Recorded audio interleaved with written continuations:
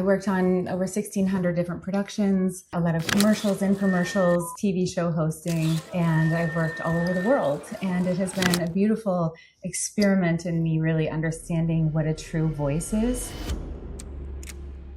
I felt like the identity I had constructed was no longer working for me. Something needed to shift. I remember praying, I just need the world to stop for just a little bit so I can catch my breath and get my bearings. Stop it. I'm not kidding. And then COVID hit and everyone had to stop.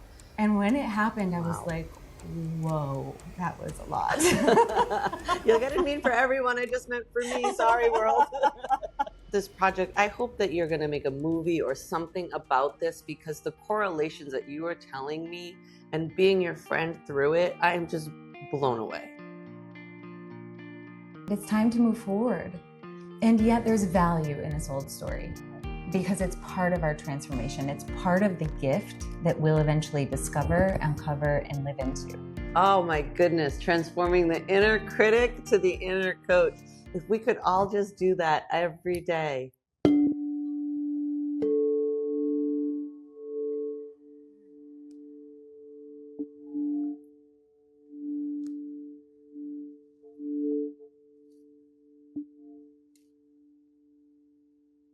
Welcome back to the SageFull Living Podcast. We are joined here today by Jodi Darren. Jodi is a clinical and transpersonal hypnotherapist, transformation coach, and the creator of Come Home to Yourself method. I cannot wait to talk about that. After a successful career in television and media, she shifted her focus to helping people reprogram subconscious beliefs, heal emotional patterns, and reconnect with their authentic selves. Her work combines hypnotherapy, neuroscience, and personal transformation, using the metaphor of renovating a home to illustrate inner healing. Welcome, Jodi. Hi, Susan. Thank you so much for having me. Of course. I'm so excited because before we started, you were showing me something with your process, and it so resonated with me of my own journey. So let's dig in. The first question they gave me was, what made you leave television for your work? But you haven't fully left television. No, I haven't. I had a 25-year career working as a media professional. And that's part of the journey. I worked on over 1,600 different productions and a lot of commercials, infomercials, TV show hosting, and I've worked all over the world. And it has been a beautiful experiment in me really understanding what a true voice is. I've learned so much from this journey. It's been part of my mission because I see all TV as subconscious programming. When we are sitting in front of the television, being open and receptive to receive information, we are being fed all kinds of narratives. That's what the hypnotic state is. It's being open and receptive to information. That's so true. So we have to be mindful about what we're letting in. Yeah. What are we consciously allowing into our internal world? Because to me, that internal space is sacred. We have to think about what are the words coming in from the people in our circles, and the things that we're watching. And when you say that, it makes me think of reality television and how reality television has turned into be this, like, everyone wants the drama. And I've never enjoyed reality television. I like a very good drama, a good comedy, good action, good scenery. But I also worked in television myself. I worked behind the scenes where you worked in front of the camera. But it's so true. And society is so loving the incitement and the anger. And we need to change that. We need to bring people back to themselves. And what we're watching, so important. Right. And it's interesting because that drama creates a dopamine loop. And it's exciting and it keeps us engaged in the television. And if you think back to when TV was just starting out, we had soap operas. Yeah. Soap operas were all about drama. And they wanted to keep you watching. And right before that thing was going to happen, oh, wait, we're going to go to a word from our sponsors. And the sponsors were soap companies. Yeah. Detergents, things that women would buy for their homes. And they knew that if they kept women watching, they would be buying these products to use in their homes and send messages. And, my mom studied marketing. And I remember when she went back to college when she was 50, And she was telling me, she's like, they play on your insecurities. They play on these things that you need to have in order to be good enough. In order to fit in. Yeah, in order to fit in. Thankfully, in my TV career, I was really mindful. I worked with companies and I really loved the aspect of speaking of a vision for a company and talking about how they're making an impact in the world. And I've done a little bit of all of it, but now it's transformed for me that I'm very mindful about the types of companies that I work with and who I'm working with, because I want there to be aligned mission and values towards making this planet a little bit better. Oh, that's so beautiful, Jodi. It's not about the work and the money. It's about who the work is for and the messages that you are putting your face to, really, and your voice to. Right. And that's how I transformed into this clinical hypnotherapist who's now working with the subconscious programming within ourselves, the content we give to ourselves, the content we say to ourselves, and how that impacts how we live. Language is so important. In my studies in family constellations, we talk about language every time we're together. Every class that we do, every session that we get together, language is so important. The words that we have taken out is need. We don't need anything. We choose it. Need comes from lack. So language is so important. So tell us, where does come home to yourself? What does that really mean? Because there's so much to unpack there. So much. The home that we live in, who we are inside. So tell me about coming home to yourself. It's a beautiful metaphor for what it means to feel fully present in our beingness. Beautiful. And for me, that journey has been about, it started during COVID. I had constructed, through my TV career, being in Miami, a lot of messages that Miami puts out about what life is, and working in television, impressing producers and casting agents to get the job, to get paid. It shaped me in many ways. And though I really did my best to stay true to myself, I wasn't fully present with what I was yet. And so I had a couple of experiences around 2019 that opened me up, opened my insight, and I felt like the identity I had constructed was no longer working for me. Something needed a shift. I needed a transformation of some kind, and I knew it was calling me for it. I could feel it. And I remember praying, like, I just need the world to stop for just a little bit so I can catch my breath and get my bearings. Stop it. I'm not kidding. And then COVID hit and everyone had to stop. And when it happened, I was like, whoa, that was a lot. You're going to mean for everyone. I just meant for me. Sorry, world. Maybe I felt it coming because I know there are other even shaman and things like that have predicted that was going to happen. Well, that's interesting. I read something recently that there's a resonance that they can measure. And when they go back and look through time, like 4 hours before the planes hit the World Trade Center, it says that the world was already in grief. The world was already feeling it. So there is something energetically and scientifically that is out there that measures things like that. So you were feeling the collective of what was going to happen, not knowing that it was coming. Yeah, and it's possible. Yeah. And I feel like you're so on point with that, because we can feel things in our body. We feel the nervous system. We feel when someone's nervous, when they're dysregulated. And we tend to, sometimes we move away from it. And someone who's really safe and feeling comfortable and present, we can gravitate toward that. Yeah. In our awareness, right? Right. So tell us what happened during COVID. Obviously, television production kind of shut down. Yeah. And here you were in Miami asking for this break. Asking for a break. I mean, at the time I had a liquor company. Oh, yeah, that's right. I forgot about that. Yeah. And it was on the way to being in a place where, I was asking people to be mindful about their consumption and still enjoy the spirits, but be mindful about it. And that was the first step. But I realized that during COVID, I put that down too. I stopped drinking. I became really present with myself. I moved into a space where I could just be with myself, and I didn't interact a lot during COVID. I sat with myself. I listened. I checked in with myself. And it really came home to me. And in that silence and in that listening, I was shown where I hadn't been caring for myself, where I had been neglecting myself or self-abandoning.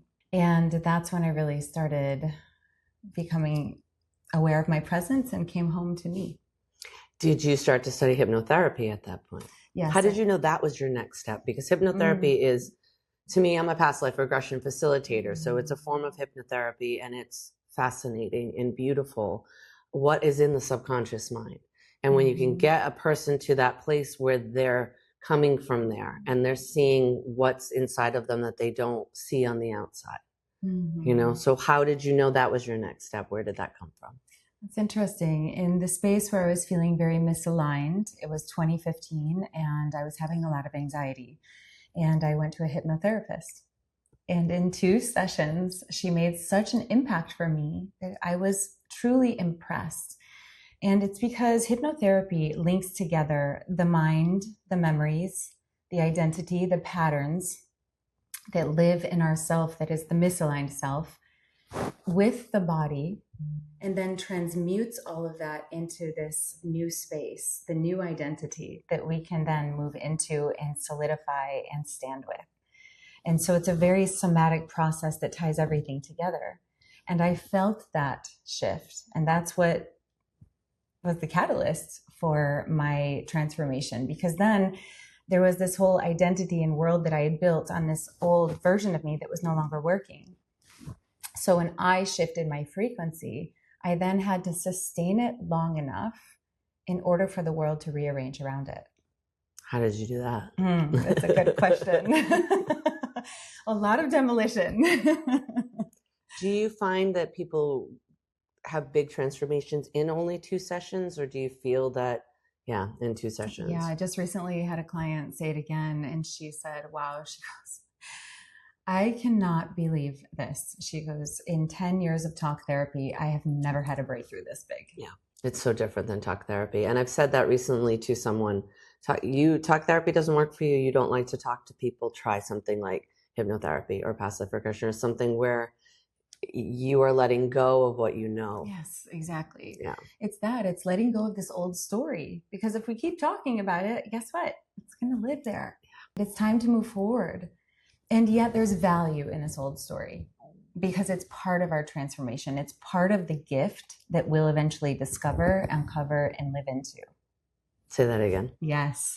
Our old story is part of the gift. It's like we go from the void to the value.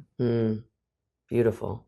Yeah. Yeah, it is, because we go through these things for a reason. Yes. You know, but when we're holding on to it as a story, we're not going to change. We're not going to transform. We're not going to have a new way of life. We're going to get stuck in that story. Right. But I love that the story is the gift. Yes. But it's being able to transform it to something of value. Yeah. And that's the thing. It's like this transformational arc. And that's one thing that I share with my clients is we're on this journey. It's your personal story, and your spiritual path comes from where you start. And I think the power is when we can transmute that. And there are different stages. So the first stage is coming into awareness, to being present with the fact that something's misaligned. Something isn't working. Maybe there's a pattern that keeps perpetuating itself. Maybe there's drama, stress, anxiety. Maybe the body's responding in some way. And so we have to have that awareness and sit with it. And when you see the body is reacting in a way, it's like you could be breaking out in hives. You could be having gut issues. There could be something you're like, well, I never had allergies before. Yeah, but it's because the body is manifesting there's a problem.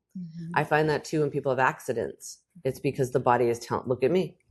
You know, I sprained my wrist. Well, the body is telling me, Susan, you need to slow down, and you need to look at where you're trying to hold too tightly. And I know where that's coming from, you know, but now I'm going through this, and it's a daily reminder. Okay, so it starts with the awareness. I love this because you showed me before in graphics, and for our audience out there, we're going to have in the show notes a link for you to see this graphic that Jodi has created to help you understand the process that she's talking about that starts with awareness. Absolutely. Thank you for that. And I'm so glad you're so aware that you're like, oh, where is this coming from in my life? This is this piece of commonality and really finding the value from the void. Yeah. Right. And it's a message. Yeah. Beautiful. So the next step is insight. Why is it there? Where is this coming from? How does this relate to my life? What else can it show me? And this is where I use hypnotherapy as a vehicle. Tell me more. This is where we go into the subconscious mind and we open it up. We open up. What are your feelings around this? What are your emotions, your patterns? Where else is this showing up in your life? And when we look at all of those things and kind of open them up, it's like you're shining a light into the shadow. You got to sort through what's there. It's kind of like if you're decluttering your house, right? Or maybe if it's a home renovation, which, as you know, I've been in a home renovation project with a house that is 140 years old, and the whole thing needed to be renovated. I mean, this house had old knob and tube electric. It had old windows with warbly glass. It had unleveled floors, plaster and lath, the old way of doing this. It was just cracking and crumbling. And I realized in my own personal story that when I was in this renovation project, I was actually renovating my whole life. So the project of renovating the house became the metaphor for your life and the method for your business. Yes, exactly. And you were in the awareness to see that. Yes. Right. And you were seeing the insights, I'm sure, when you were renovating it, because you did this yourself, because you had people you called in to help. But literally, I saw videos of you lugging away probably insulation and wood and whatnot. And what a beautiful way for you to see that metaphor of life. And it's obviously what was meant to be for you. Absolutely. All right, so let's continue on that. Yes. So we go from awareness to insight. So we're like, okay, wait a second, something's going on. Why? Where is this coming from? Right. Where in my life has this happened over and over again? And not necessarily as a strained wrist, but what it's causing, what it's for. Right. Why is it happening? Awareness, insight, what's next? Okay, so then when you look at it and you get a clear picture of that, you have now a choice. You can keep going down the same path you've been walking, and you can think about where that path is leading, or you can choose something new. When you choose, you then step into a new version, and you need to clarify that. And that's where the whole vision mapping piece comes in. If this is the new piece, if this is the new path, what does that look like? Who must I be? What traits must I embody now? How do I untangle this? And that's the process that I walk you through in my work. Once you get the clarity of moving forward, the next step is practice. Practice, practice, practice. This is a new muscle that you're using, a new version of you. And so there might be some setbacks. You know, we can look at this with, for example, addiction is often said to be a strategy to meet a need. And we can come back to that conversation about needs. Wait, what? Yeah. Wait, it's so addiction is a strategy to meet a need. Yes. I have to let that sink in for myself. That's huge. So let's talk about that, because oftentimes we are either moving toward pleasure or away from pain. So when we want to move away from pain and feel better, you're numb. We can use substances. Yeah. We can use smoking, we can use alcohol, we can use food, gambling, pornography, sex, plant medicine. Yeah. So whatever that becomes for you, that's a strategy to meet a need, a part of yourself that hasn't been tended to. So we can listen to that. Where is this showing up in my life? So when we now expose it and we make the choice, we've got to look at, well, who am I in that new path? How do I show up? What would best serve me? Where am I in alignment? And we need to practice and get used to that version and also be gentle on ourselves. What are some ways to practice? Well, we get to let it sink in, integrate it. This is what I think integration is. It's bringing the realization into your everyday life. Yeah. And also speaking to yourself kindly through the process. And there's something else I help my clients develop, which is the healthy inner voice. Because we all know the unhealthy one. Oh, yes. Why did you do that? Why did you say that? Mm-hmm. Oh, you're dumb. Yeah. God, it was so stupid. Yeah, why did you do that? Yeah, that inner voice is going to be like, oh, well, I did that. Oh, oops. Yeah. I'll try better next time. That inner critic. You're still amazing. Yeah, there we go. You're And it still becomes amazing. the inner coach. Yes. Oh my goodness. Transforming the inner critic to the inner coach. If we could all just do that every day, that's so wow. I'm going to say that again. Transforming the inner critic to the inner coach with the language that you use to speak to yourself. Yes. Because we don't learn that. No one ever teaches us how to do that. No. And that's one of the things for me that truly helped me. And research is showing now, when you speak to yourself that way, like, Jodi, you got this, you can do this. I know maybe you made a mistake, but it's okay. You're learning, you'll get through this. So when you can learn to speak to yourself in that way, and with the subconscious repatterning that we do, we get in there to the really hidden stuff in the subconscious and find out the exact words you need to use to speak to yourself in a way that resolves those things. Practice, practice, practice. Beautiful. Repeat. So with my clients, I make a custom recording that is designed specifically for them. And this is where I get to use my training as a voice actor and an actress. And I put it with music, and it's in the language and how it's presented that we get you into the hypnotic state. So you're open and receptive to the programming you want to hear. Amazing. And then when you hear that programming in that state, it's so amazing. My clients afterwards are like, I'm starting to think like that. I'm starting to see this now. And they start to find this healthy inner coach. Amazing. Mm-hmm. To me, the listening, the music, or the meditation is huge. For me, we have daily intentions, right? And it's all about I choose. They're all, Michelle downloaded these 15 years ago, and it's I choose, I choose, I choose. And I was reading them off the paper, and I wanted to record myself saying them. And one of our colleagues used AI and put them to song in every language. And I give this to everyone because listening to that, hearing those words every day and repeating them to myself has transformed my life. There you go. Yeah. Practice. And so this is exactly where you're giving people the practice. And I think that's so beautiful that you're recording them, because it helps them. I don't have to read this. I don't have to do this myself. It's right here for you. And here's something interesting too. When we're communicating, we're articulating what's inside of us to another person. And we each use specific words, and we have thought processes connected to certain things. And only you are in the space of your internal world. You know what your plan is for the day. You know who's involved in your life. You know how you feel about certain things. So you have a specific architecture of patterns and words. So that's why it's so important to use your exact words that link to the exact feeling in your body that now becomes the new identity. So after practice, we then have embodiment. Explain that word a little bit to people. Yes. From my perspective, this is where we are becoming that new version and fully letting it resonate in our feeling body, in our felt sense, as we call it. So the felt sense is the part where it links to our emotions, our beliefs, our patterns, and then we live from this space, right? Yeah. And living from this space means, am I walking the walk? Am I what I say I am? To both myself and to others. Do I show up in a way that is fully in alignment with what I am now being?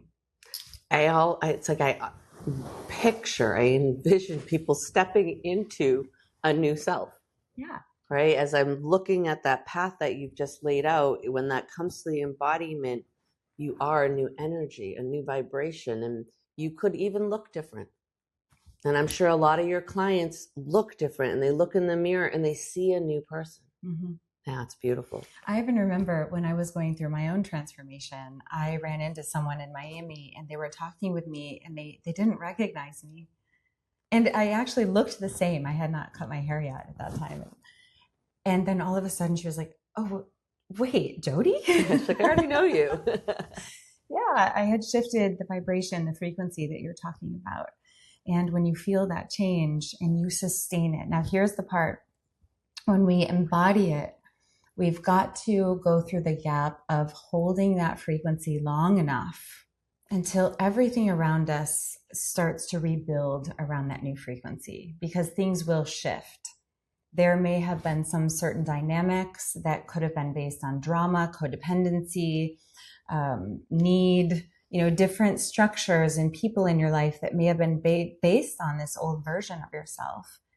And as you shift, those structures get an opportunity to shift and adapt to you, or they might fall away in some ways and dissipate. It's like here's your energy vibration, here's your life. If you raise your energy vibration, some things in your life be like, where'd you go?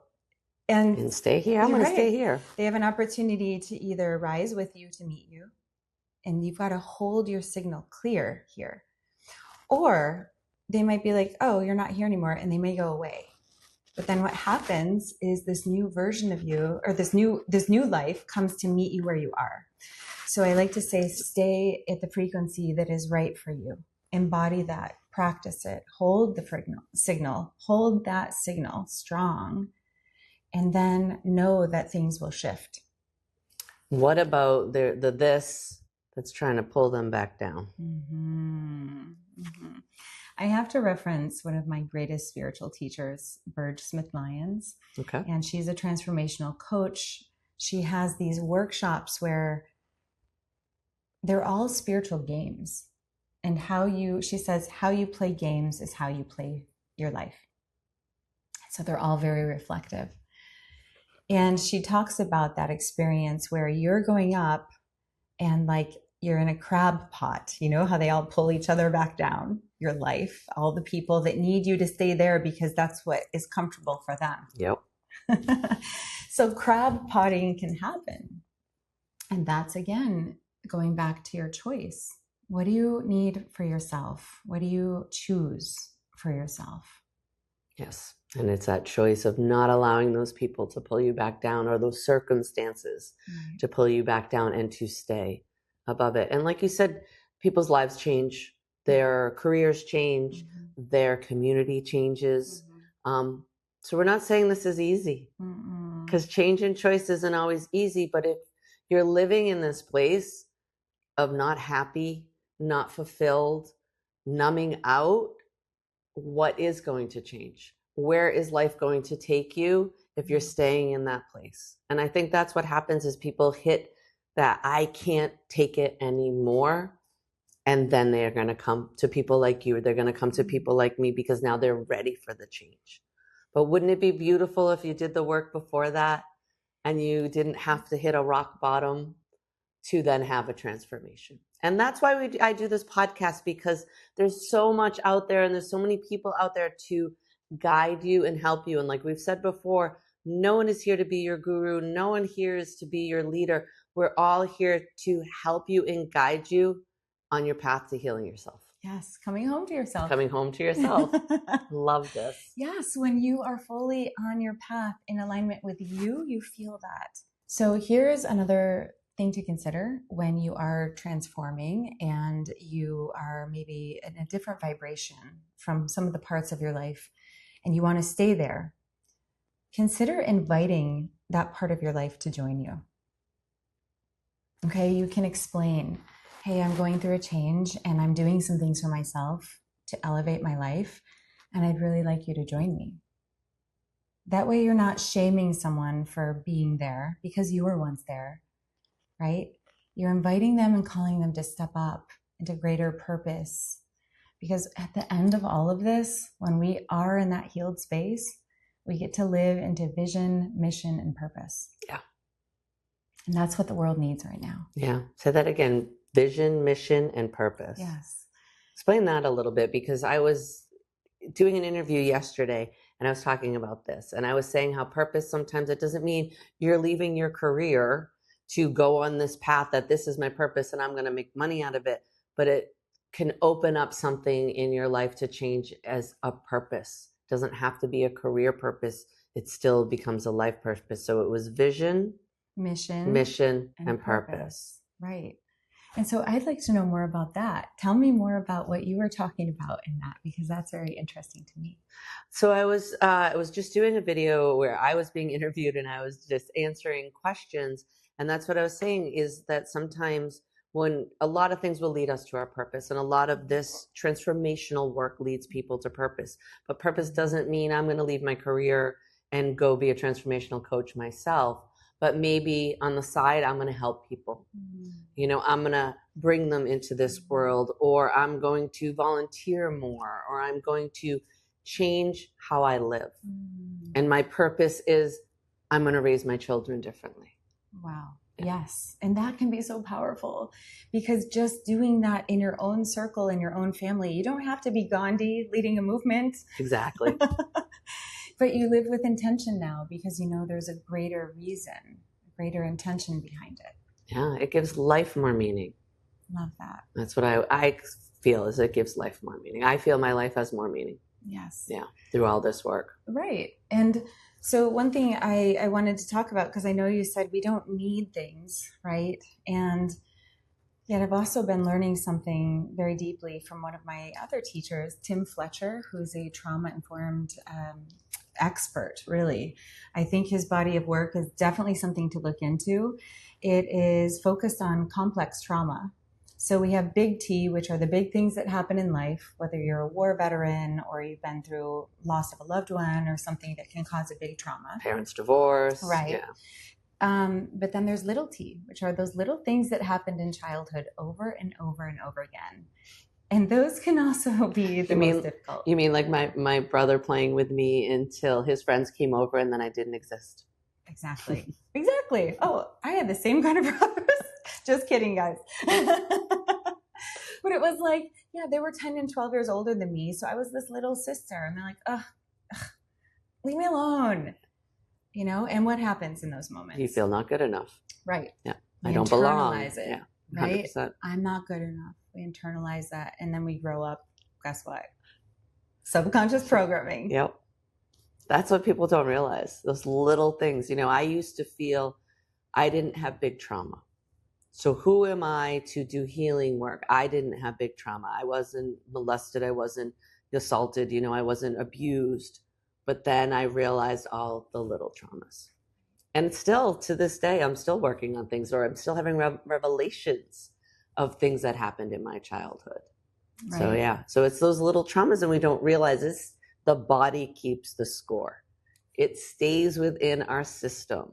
Mm-hmm. Yeah. It's unbelievable, the amount of things that affect us that we do not realize from life. Yes. And sometimes we can have challenging life experiences that then trigger that original trauma. And that's what happened to me. I went through a challenging situation, and I had to recalibrate, and it stopped me in my tracks. And this was in the process of doing this home renovation process. And when I was there, it was like demolition was happening. I was demoing out the structures of this house and my life that were no longer working.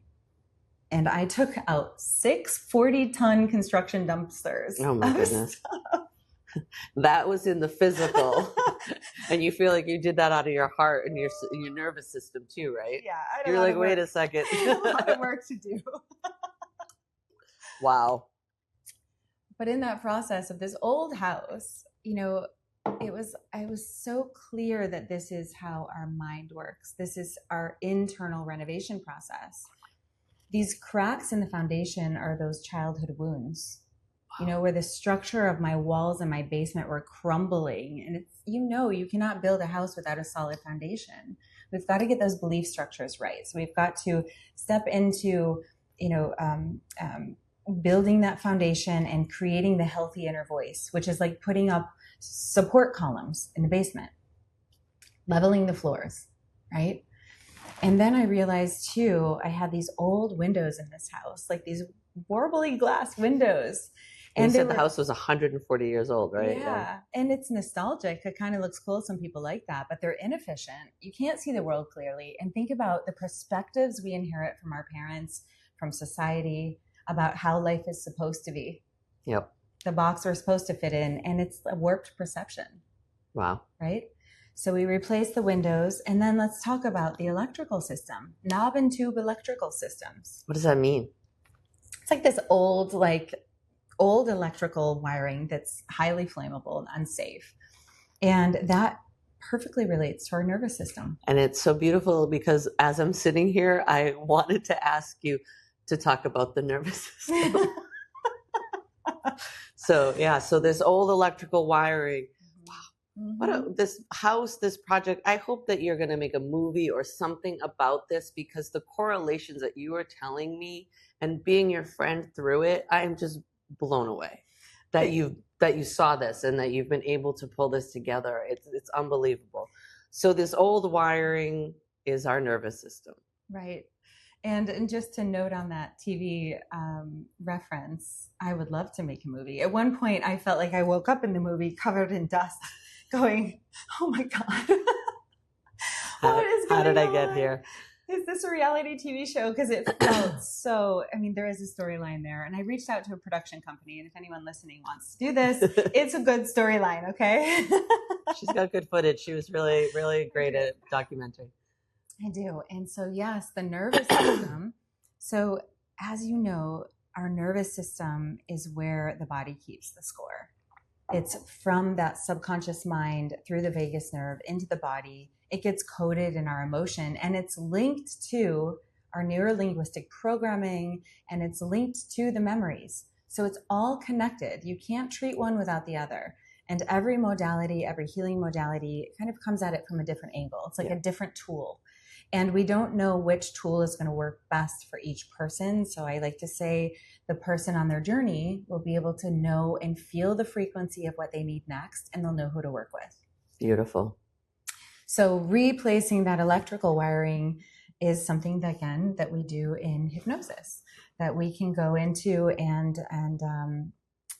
reset from a deep subconscious place. Explain a little bit about hypnosis. I know we had Dana Peitra on before. She's a hypnotherapist. But explain a little bit more to our audience, because they might be like, that crazy stuff. Hypnosis, that sounds crazy, or I can't be hypnotized. So to explain a little bit the process of hypnosis. Sure. Well, my first experience with hypnosis was actually stage hypnosis. And you see people on stage doing these crazy things. And I was actually really glad that wasn't me, because it was at my senior high school prom. We had that at my high school too. And my cousin's wife was hypnotized. And I remember, what is this thing? Yeah. But it was like a joke, right? Like they do it for the entertainment, but we're doing it for transformation. Right. And there's a difference, a big difference. First of all, I want you to know this. When you enter into hypnosis, you're never under anything. You're choosing to enter into it. You've really got to feel safe with who you're working with. Yes. Because it is a delicate and beautiful place to do inner work. And that's why I'm a trauma-informed educator, and I'm aware of those things, and I know how to work with them gently in that space. Beautiful. And we never program with anything that you don't want to be programmed with. So even though you're in hypnosis, it's like this relaxed, delicious state. Have you ever gone into a nap and you're kind of floating there and you're kind of falling asleep, but it feels so good, but you can't really, and then you wake up? Yeah. And you're like, wait, was I sleeping? Was I awake? Where am I? Right. 100%. And that's the place we want to get into, because this nervous system is regulated and open and calm. And that's where you can do a lot of deep inner programming in that state. So always choose someone who you feel safe with. You're never going to do anything you don't want to do or say anything you don't want to say, because this is between the relational field of you, yourself, your past, and having a guide there to walk you through the process. So when I do one-on-one past life regression, it's interactive where they're speaking, I'm speaking.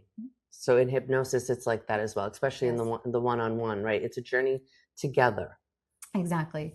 So the first session that I do, it's about first getting clear on your inner coach and who that version of you is. And that's a whole process. And we make a recording. And from that recording, you listen for 7 days intensely. And we work together as you start seeing things different and becoming this version of you. Then we go in and do some parts work.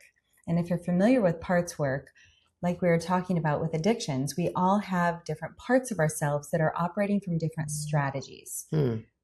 All of these strategies within us is to have a need met, to feel safe, to feel validated, to feel loved, to belong. And all of those strategies create different parts. Now, here's where the parts get started. As a kid, let's imagine that Little Susie is there and she has a picture and she painted it, right? She painted this beautiful picture and she wants to go show her mom. She's like, look, mom, look. But mom is working 2 jobs, busy. Maybe, I don't know, maybe she's a single mom. And she's like, yeah, that's great. And she's cooking dinner and doing laundry and doing all this stuff for the kids, right? And little Susie may think, oh, my work isn't important. I don't matter. Okay. And that gets internalized. But then there might be another version. There's kind of a split that comes, and a version that needs to people please. Well, maybe if I'm really good to mom and do all these cleaning the house for her, then I'll get attention. So then if I clean the house and make it perfect and mom praises me, then I matter. So then that woman grows up and says, oh, now I'm a perfectionist. As long as the house is clean and everything's perfect, then I matter. And she can run herself into a circle of being, oh my God, if it's not perfect, I'm nothing. And that can be a very challenging loop that you can get in, but it's a strategy to meet a need. Perfectionism is a strategy to meet a need. Yeah. And yet it can cause maladaptive patterns. So what we do in hypnosis is go into the state and we can call that version forward, the perfectionist part of me. And in that state, just like in a regression, in a past life regression, we call in that part, and that part has a reason for being there. I want you to know that in this work that we do, it's never about turning the part off, shutting it down, pushing it away. It's about transmutation. Okay, this is the interpersonal hypnotherapy piece, which is where we are working in the relational field. We want to find out why that part's there because it's trying to help you in some way. And when we do, we give that part a new job. And this is a whole protocol that we go through in hypnosis. And when you see that part transform right before your eyes, there is no going back. Wow. It has shifted. Okay, it's kind of like if you were to describe riding a bicycle. You'd be on a bicycle. Let me tell you, I'm going to teach you how to ride a bike. You're going to put one hand on this handlebar, one hand here, put your foot on the pedal, the other foot, and then you're going to balance and push down. You're going to be like, what are you talking about? You have to, once you feel how to ride that bike, you then know. You're not going to forget it. And that's what this work does in the subconscious. Right. Is there any patterns, beliefs that you're seeing consistently with people? It's a good question. I have noticed one. I've been seeing it with men. Mostly. I've seen it with 3 or 4 men that I've worked with. And these are men that were raised in the 80s. And they had mothers who were either single moms or moms going back to work, because that's what women did in the 80s. They wore their pantsuits and went back to work like a man and had to do the things, then come home and tend to the kids too.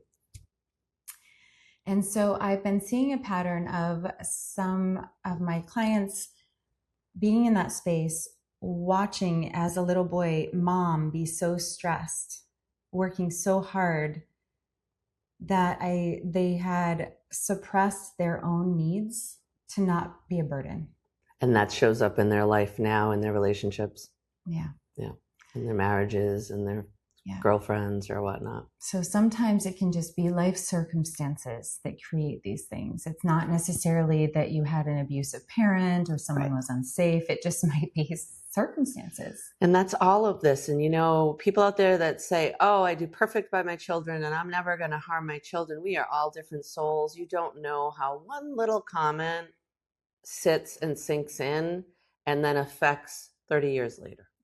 Right. So it's like nobody's perfect. Nobody's life is going to be perfect. We're here to go through these experiences. But now there's so many tools to help us live happier lives, more aligned lives, calmer. The world has fried our nervous system.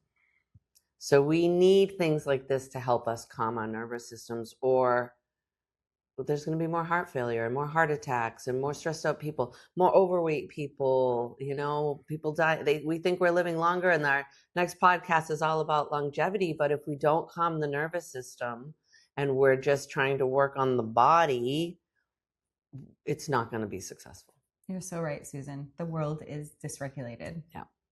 Dysregulated. That's a perfect word for it. Yeah. And we want everyone to be more regulated, a regulated nervous system. Yes. And there are so many people out there who are working in somatics and getting people to really feel that in their body and regulate. I mean, we need this right now across all fronts, and we need to spread out and get into the corporate spaces to bring this work there too. Yeah. And that's my goal. That's your goal. I think that's a lot of healers, and we're getting away from saying healers and spiritual, because we were all business people before. We all had these careers in corporate worlds, and then we went on a spiritual path, and now it's like, okay, let's bring this to the people we used to work with. Let's bring this to the people that are still in that world, that haven't relaxed the nervous system, that haven't seen the light at the end of the tunnel. Exactly. Yeah.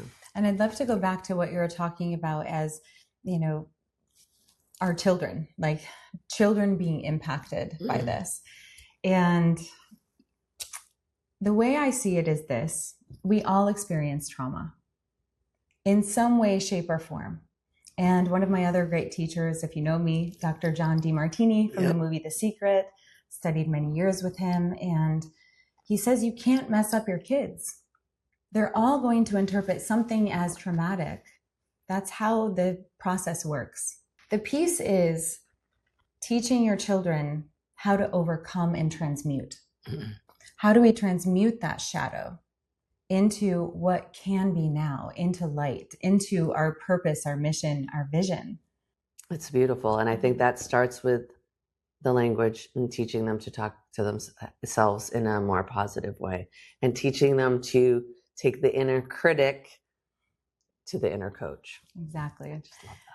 And you know what? The world needs vision right now. We need all of us to be accessing these parts of ourselves that are truly amplified and in coherence, so that we can add value to the world in the best way possible. Yeah, and I feel we are. So there's one more piece to there's one more step. And we went through awareness, insight, choice, practice, embodiment, identity. And the last one is sustainability. Oh, yes. How do we sustain this? How do we keep that practice? Like we said, how do we stay up here and not get pulled down into the mire?